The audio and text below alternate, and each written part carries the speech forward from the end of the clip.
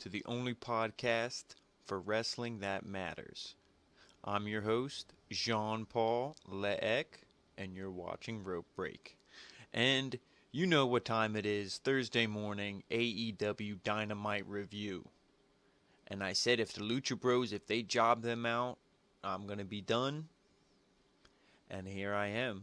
So the Lucha Bros won, baby. But overall, I will say that this episode of Dynamite wasn't bad. Again, there were some points that were like, really?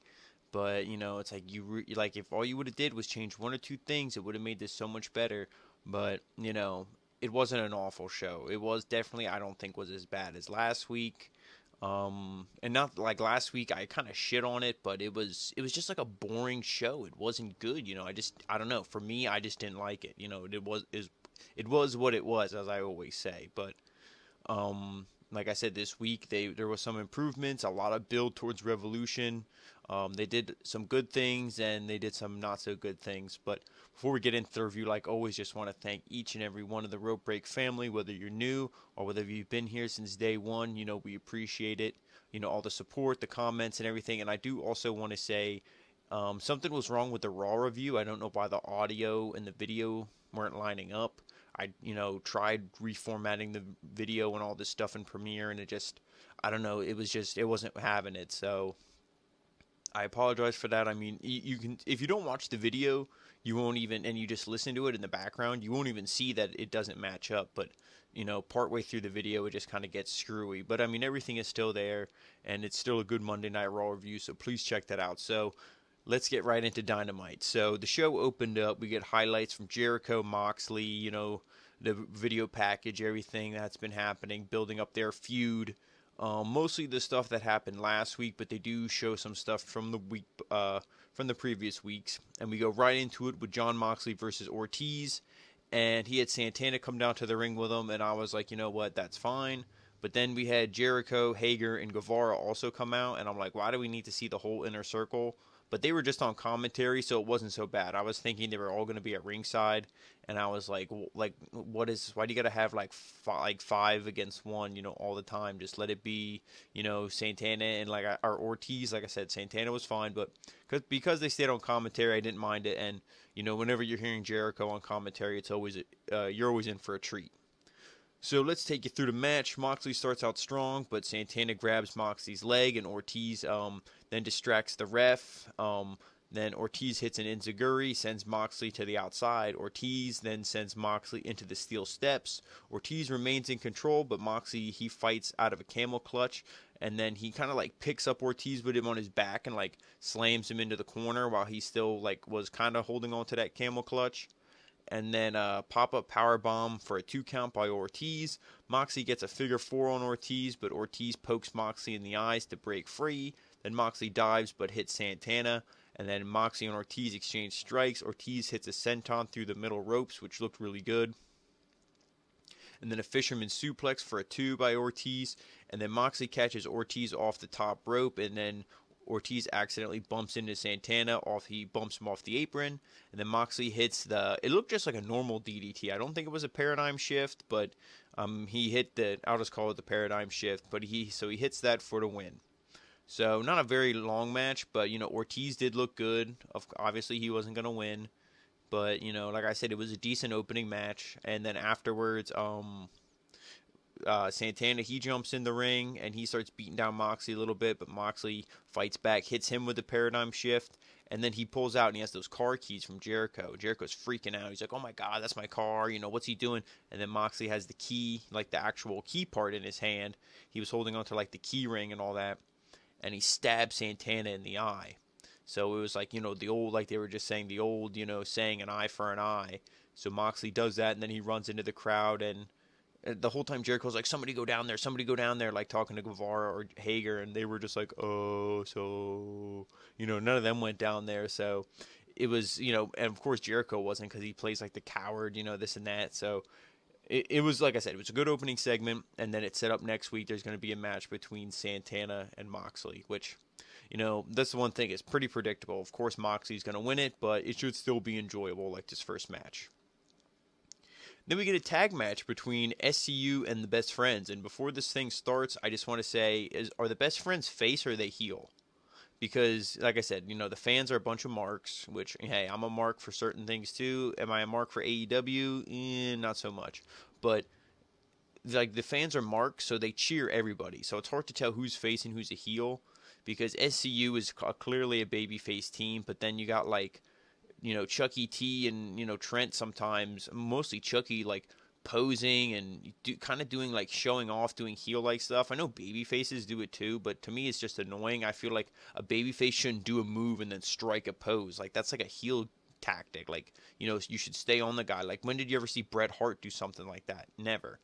So, I mean, there's sure probably somebody in the comments like, in Raw 95, Bret Hart actually, no, I'm just joking. You guys are all awesome. You guys would never do anything like that. But that's what I mean. So I don't know who are the, maybe they're both faces, but I don't like that, like babyface versus babyface. And then another thing I just want to say is SCU is the number one contenders, and I was texting this with Juan. I'm like, they just lost the belts. How are they the number one contenders? Because they beat TH2 last week. TH2 hasn't been on TVs. I've been on TV probably before TH2 has. So it's like, who the heck are these guys? Like, why does that make you now, like, you were the top guy, let's say, because you had the belts. You lost. I'm not saying you got to go down and you got to be scraping the bottom of the barrel, but you go down a certain number of steps. It's not that you beat some team that's not even in the top 5, and then you're back to number 1 contenders. They should have had to beat the Lucha Bros one-on-one, or tag team match. They just should have had to beat the Young Bucks, because the Young Bucks, to me, even though I shit on them, they should be the number 1 contenders.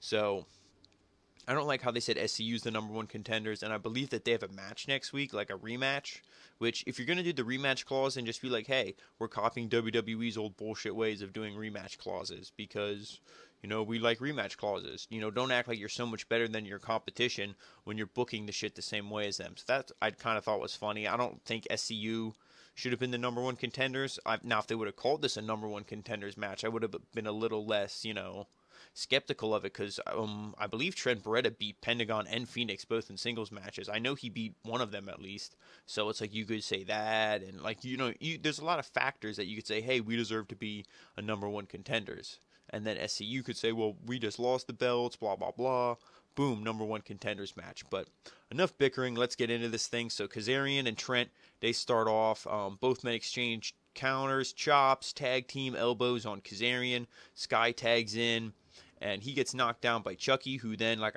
in my notes, I poses like an idiot instead of keeping on the offensive. Sky then is able to fight back, and he takes control. Kazarian tags in, leg drop on the apron onto Trent. Sky hits a cutter on Chucky, and then Trent spears Sky. Kazarian hits a German on Trent, and Chuck hits a neck breaker on Kazarian. Orange Cassidy comes and lays down with everyone, because at this point everybody was laid out. Because Trent did the thing where he eats a big move and then he fires back and hits one and then he's done, and then he got hit with that German. And like I said, so everybody's laying there, and like I said, of course Orange Cassidy was with him. So he just walks down, he's like, he sees everyone's laid out, so he just lays down with them. So I mean, that was pretty funny. I will say, I do like Orange Cassidy. Like, I'm not like in love with a gimmick. I want to see the dude wrestle at some point, but with stuff like that he definitely makes me laugh. So then Kazarian fights back, but after a suplex attempt, because they keep going back and forth, back and forth, back and forth. It went too many times for me. It should have been Kazarian should have did it, and then I think it was Trent or Chucky. It was one of them, but Kazarian, and then the member of the Best Friends, and then Kazarian gets it. It was like back, forth, back, forth, back, forth. It's like, okay, come on. Like I said, I don't want to see the whole indie show gimmick, whatever. Like, let's just actually wrestle. But then, where was I here? See, look, I lost my notes because I'm going back and forth with this thing. So Kazarian fights back, and then after the suplex attempt, he hits the Falcon Arrow for a 2 count. So it looked like a suplex, but Chucky was going for the Falcon Arrow. So and of course Excalibur's like, nobody kicks out of the Falcon's Arrow, 2 count. So nice call, Excalibur. And then Trent tags in, and he dives, and then hits an elbow for a 2 count. And then Sky tags in, and he kicks down Trent and stomps on the back of Chucky. An assisted DDT for a 2 count on a Chucky, and then Trent hits a knee strike, and then Chuck and Trent hit a soul food half and half suplex combo, which should have been the end of it. But of course they hug. They got to do the Best Friends hug in the middle of the ring. That gives SCU enough time to recover, and then they hit a super kick into, I forget what he called it, but he pretty much just did like a sunset flip destroyer. Canadian Destroyer, Mexican Destroyer, whatever you want to call it, for the win. And then after the match, the Dark Order attacks SCU. Orange Cassidy gets in the ring. Evil Uno offers him a mask, but then he has his hands out. He puts them up in the air, and then shoves them in his pocket. So he's like, I'm not taking this mask. So then Stu knocks him down. Then Daniels comes to the ring, starts screaming, and he's like, oh, like he wants to fight him and this and that. And they just kind of walk out of the ring, and they're like, nah, we're not going to fight you. We want to recruit you. We told you we're not coming after you. We're coming after the ones you care about. So it was a pretty good tag team match. Like I said, everybody involved, like AEW has their talent. I can't take away anything from the talent of these men and women. It's just how you're booking them is what doesn't make sense. And I mean, this match, like I said, SCU, they're the number one contenders, they said, so obviously they weren't going to lose here. But I wish this match would have been for the number one contendership. It would have did something a little bit more for me. It was just like what do we do with the best friends now? It's like they're just a gimmick with Orange Cassidy. Because if you took him away, I feel like they'd be like TH2. It would be like, yeah, these guys are really talented, but why do we care? Because you're not using them. And I'm not going to go into the whole, elites, the AEW's all just elite and friends and family because SCU is good friends with the Bucks or this and that. I'm not going into that conspiracy theory no more. I'm in a good mood, so let's just keep that going. So then we get MJF, and he says he's going to whip Cody with all his might, and he's pretty much just going into it. And he said a quote where like something about like if you're like a follower, you'll just see the back of someone your whole life. And he's like, all Cody wanted me to be was a follower. He never wanted me to like surpass him. And he's like, that's what I'm doing, and like these 10 lashes, so I'm gonna whip Cody with all my might. And then we get Tazz, and he speaks on the 10 lashes, and he's like, this just proves how bad Cody wants this match with him at Revolution. He's like, I've seen stuff like this before. It's like, yeah, you saw the Sandman kill Tommy Dreamer with a Singapore cane. That's what you saw. You didn't see MJF with a leather belt, which, hey, I saw the picture of Cody's back afterwards. I'll get more into it when we get to that segment. I'm not a big fan of Cody in the babyface role, but, I'll tip my bandana to him, you know what I mean? So it's like, I got to give him props for that. But, a Singapore cane or a kendo stick, something like that, I felt would have been more legit, but it's probably would have been too violent for today's television. So then we get the women's match. Here we go again. Britt Baker versus Yuka Sakazaki. And beforehand, I don't know if it was just the way I was watching AEW. I wasn't watching it on the television, let's just say that, but there was zero commercial breaks. So I don't know if that's how it was for the people watching it on television, but I did not see any commercials, anything like that. So they were like, oh, we'll be right back, folks. It was still just the show. And then they were showing like the picture-in-picture, but it was the full screen. Like normally, like the picture shrinks, it's just like in the corner. And then when they come back, it obviously goes full screen. I always had full screen, so I don't know what was going on. But during this time, that was supposed to be, I guess, the picture-in-picture. Britt was cutting a promo, and she thanks everyone and says that she cares about them and that she's a role model, copying Bayley because Britt Baker's awful on the mic. She keeps cutting a heel promo with the crowd, and I didn't even put her exact words because to me it was just cringy. That's what I have in my notes, that it was cringy. So, like I said, I don't think she's that bad of a wrestler. I mean, she's not great. She's not on like the, Sasha Banks, Ray, any of those women in NXT, Toni Storm, Io Shirai, Bianca Belair. She's not on any of their levels, but Candice LeRae is another one. Like I'm not going to name them all, but pretty much everyone in NXT. And some on the main roster too. I can't forget those women. Asuka, like I said, I'm not going to name them all, but she's not bad, but she's not great. So, and it's like, oh, okay, maybe she'll get over with her promos.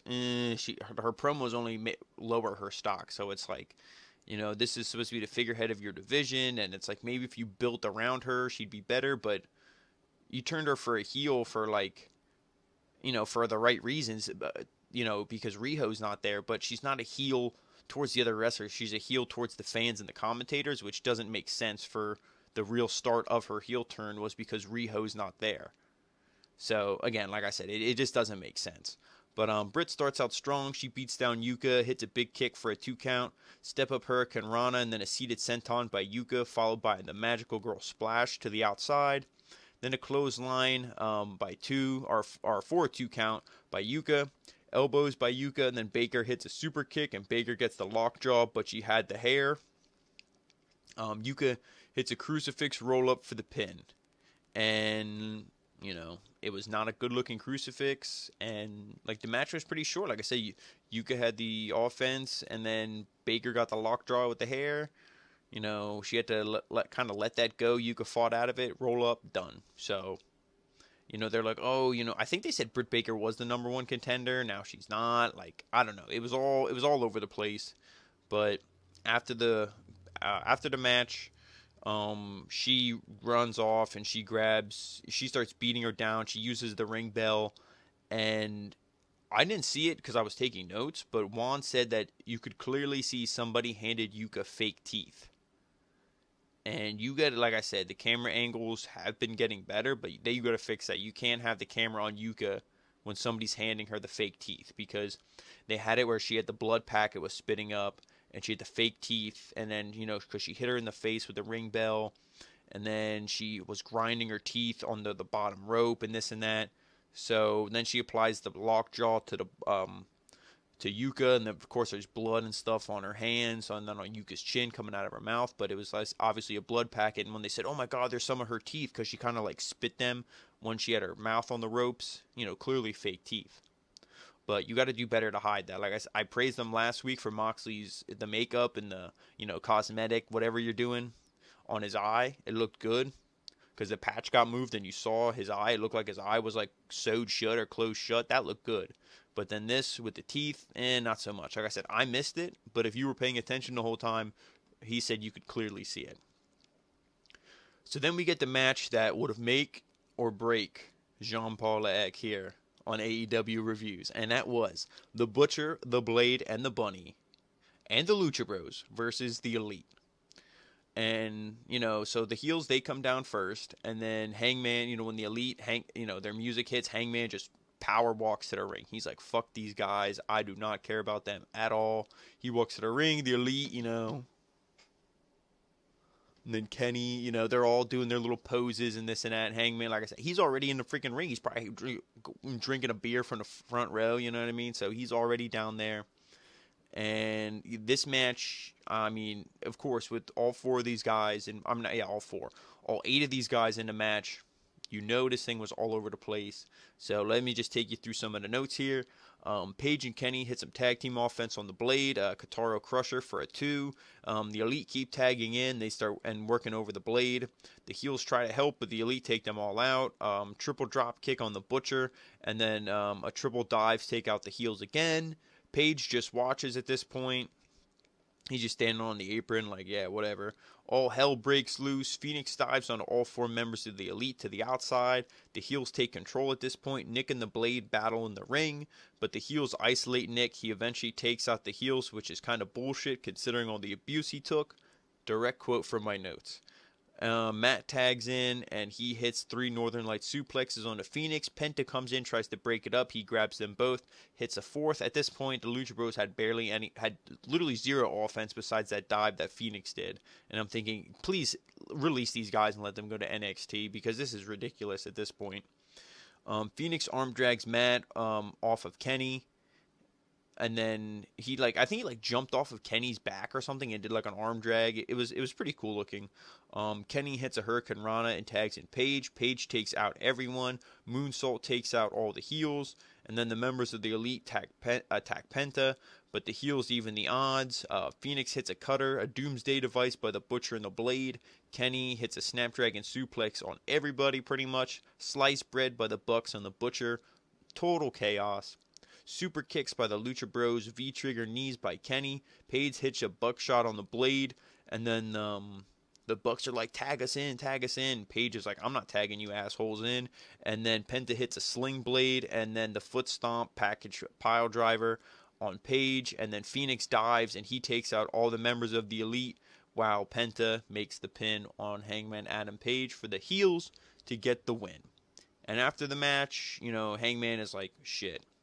He just he starts drinking beers with fans and just walks to the back. He's like, yeah, whatever. And then the Bucks, they talk it over with Kenny, and Kenny's you can't hear anything they're saying. Commentary's just talking like, oh, he should have tagged in the Bucks. Did he cost them the match? Blah, blah, blah. They're, of course, having to sell storyline. And, it seems like Kenny's trying to defend Hangman. The Bucks are like, oh, it's okay. And they all hug, and they're like, yeah, we're still the elite. We still book the show, this and that. It's all good. But, Hangman, like I said, he's drinking a beer. He's like, yeah, well, I don't know what you want me to say. Like, I didn't want to tag in, you assholes. I didn't even want to be in this match in the first place. But it was, like I said, a great match. There's no way all 8 of these guys could put on an awful match. There's just no way. And this match was really good. Again, it was all over the place. The only things I don't like is the spots. And you got to execute them quick. There was a spot when, I think it was when Hangman did the moonsault onto the heels, kind of towards the end of this thing. Phoenix was completely out of position. Hangman's up there. He's getting ready to die. Phoenix runs over and then stands like he's in the front row. Like he's the guy like in front of with the 4 heels. He runs around the corner. He was on like the side of the ring, so he runs around the corner and he just stands there and is like dude, why? Let him dive and take out the 3 of them and then super kick Page. Like, why did you run and that's what I mean, it's a spot. When stuff looks that obvious, it's kind of annoying. But like I said, it is what it is. It's just me nitpicking, but I'm going to nitpick because it's something I don't like. So, but overall, great, fantastic match. Then, as you know, when all these guys are still in the ring, at least Kenny was in the ring. I think the Bucks might have took off. It cuts to Pac backstage, and he says that Kenny was supposed to sign a contract tonight, but he didn't because Kenny, he does things on his own schedule apparently, and he's like, I thought you cared about Michael Nakazawa. I went after him, but clearly, you don't care about him anymore. And then he has Riho there. He's like, but, and like Riho's just standing there like a fool, like just walk away. Like I don't like. And also, that's another thing I want to say about Riho. Going back to that women's match, when she was beating down Yuka, why couldn't Riho have come out and, attacked Britt Baker or made the save for Riho, or made a save for Yuka at least? Because she's a champion. Britt Baker's always calling her out. That would have been a way for us to actually appreciate Riho as a champ. But who am I? I'm just some, loser who's just sitting in his bedroom recording a podcast, right? So then he's like, he looks at, Pac looks at Riho, and Kenny's like, no, wait, don't, please, that's my girlfriend. He didn't actually say that, but hey, who knows? And then, he's like, he's like, I would never threaten, I've never threatened her. I would never hit a woman. He's like, I'm a bastard, not a beast, but she is. Nyla Rose comes out of nowhere, power bombs Riho on the table. Since Riho weighs 7 pounds soaking wet, she doesn't break the table, which probably made it hurt more, I would assume. And then Nyla Rose, she says that she's coming for her next week, something like that. And we get the women's match signed for next week. So I want to see how she gets out of this one. If it will be hard for me to say. I'm going to say Nyla Rose wins it. And, I hate to say it because I don't think Nyla Rose is that much more credible of a champion, but it's about time that it gets off Riho. Because unless you're going to bring her on AEW full time, she needs to lose the belt. So then we get a kind of video package for Darby Allin. Nothing real crazy, just showing the skateboard, when he got his neck dropped on that from last week. And he was showed coughing. So obviously kind of selling the effects and this and that. So obviously he's probably going to get his revenge on, the Inner Circle somehow, which I hope so. Because, Darby Allin's one of those guys. I don't like the comparisons to Jeff Hardy, at least calling him an enigma. It's like, come on, Jim Ross. Like, you can think of something else to call him. You don't need to copy Jeff Hardy, ride his coattails. But I am a huge fan of Darby Allin. The kid's talented. He's got the look. Everything they say about him is true. So I'm hoping he can get his revenge on the Inner Circle at some point. So then we get Joey Janela versus Kip Sabian. This was a match. This one wasn't too bad. It didn't do anything fantastic, but it wasn't a bad match either. It could have been booked differently, I feel. Some back and forth early on, but eventually Sabian, he hits a kick and takes control. Chops by Janela in the corner. Back suplex for a 2 count on a Sabian. And then Janela, he no-sells a kick. Like, he gets kicked in the back and does one of those and then has a pissed-off look on his face, gets up. And then he knocks Sabian down. He delivers one to him. Sabian, of course, does the same. And then he fakes a kick, and then he goes for a choke instead. And then a backhand by Janela, followed by some strikes. Sabian trips up Janela on the apron, and he falls on his head, or head first into the steel steps. Penelope Ford goes over and slams him head first into the steps as well. And I just want to say, Penelope Ford is an extremely attractive woman, but Jim Ross, man, you got to get him a napkin, and not for his barbecue sauce, because that fool is drooling all over her. And it's like, come on, dude, really? Like, now you sound like the king. Like, what's going on here? Anyway. Sabian is then in control at this point. He delivers a bunch of kicks. Sabian hits a spinning neck breaker off the second rope for a 2. And then Janela dives and he takes out Sabian. And then Janela catches Sabian in a dive and hits a German suplex. Really slow German suplex. Didn't look like it had much impact at all. But it was still a German suplex to the outside.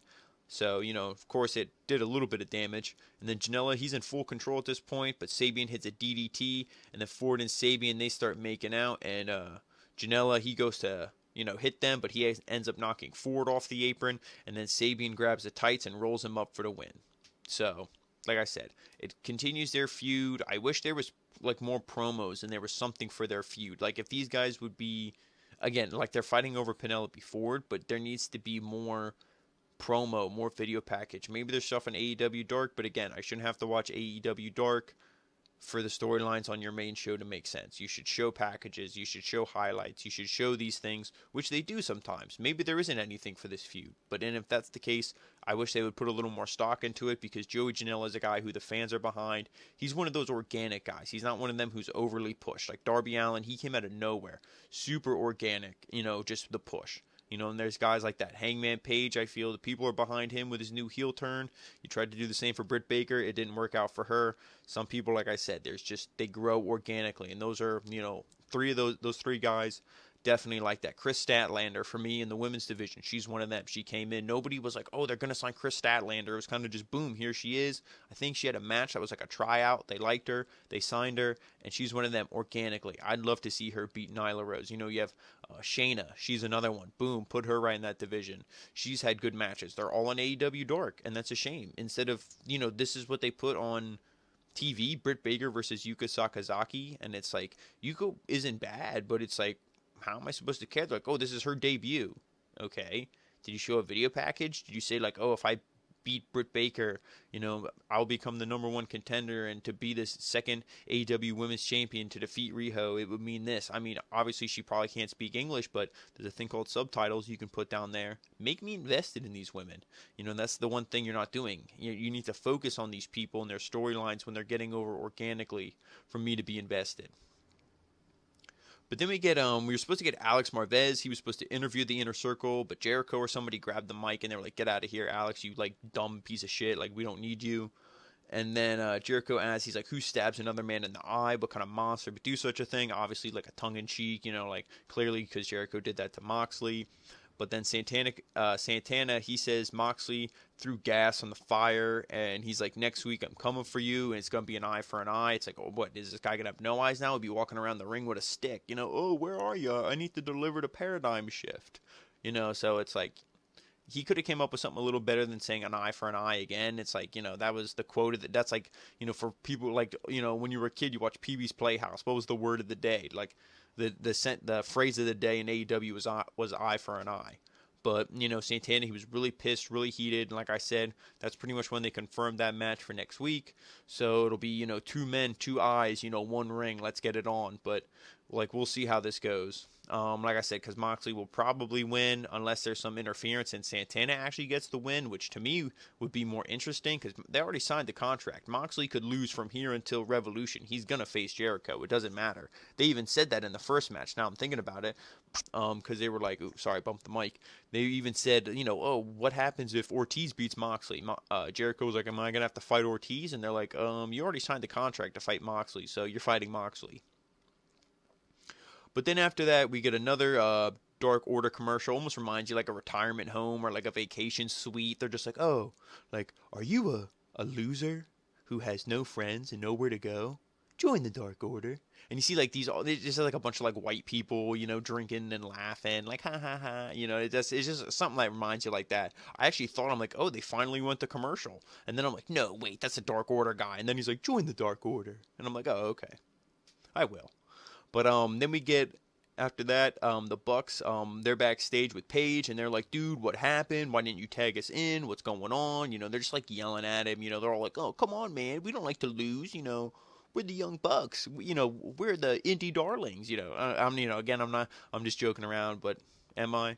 But anyway, so they're like, I think we know what your deal is, and they grab his cup of beer and they walk off. He looks, he's like, "Are they gone?" Pulls up a big pitcher of beer, starts drinking. So again, you gotta love Hangman Page.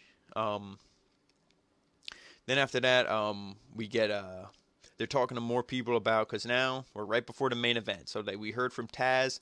Now we hear from Goldie, not Ciampa's Goldie, but Goldie Dustin. He says that tonight will be uncomfortable.